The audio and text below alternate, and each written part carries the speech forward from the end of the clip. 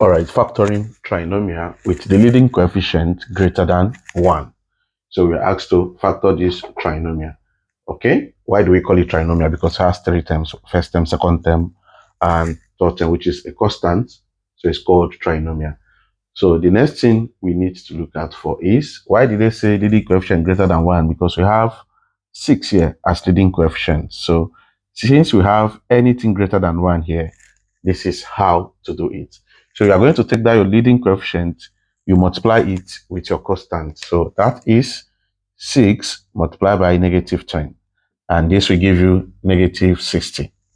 All right. So what you are going to find is, what are the factors of 60? So what are the numbers you multiply to get 60? Basically, okay.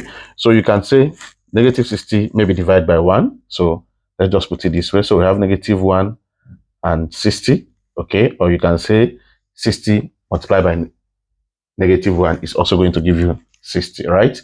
So let's say by 2, and this is going to give us 30. So 2 multiplied by negative 30 will give you negative 60.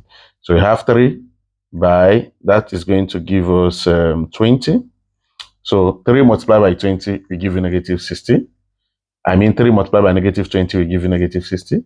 So you have 4, and this is going to give us 15. So 4 multiplied by negative 15 will give us negative 60.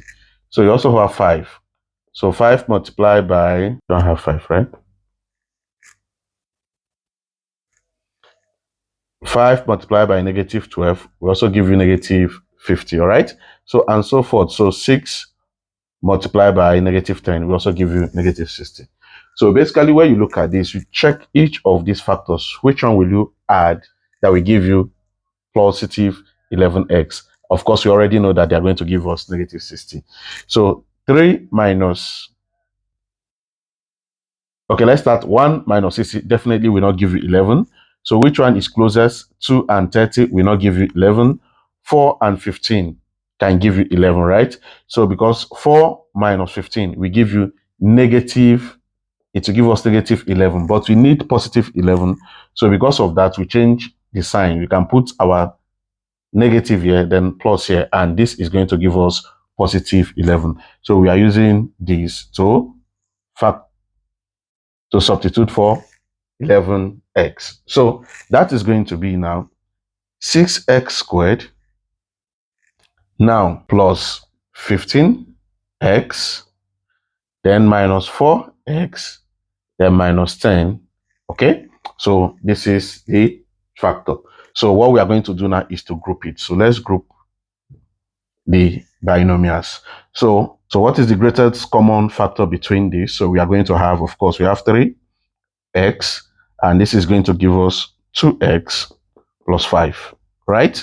Then minus, what's the greatest common factor? So the greatest common factor here is 2.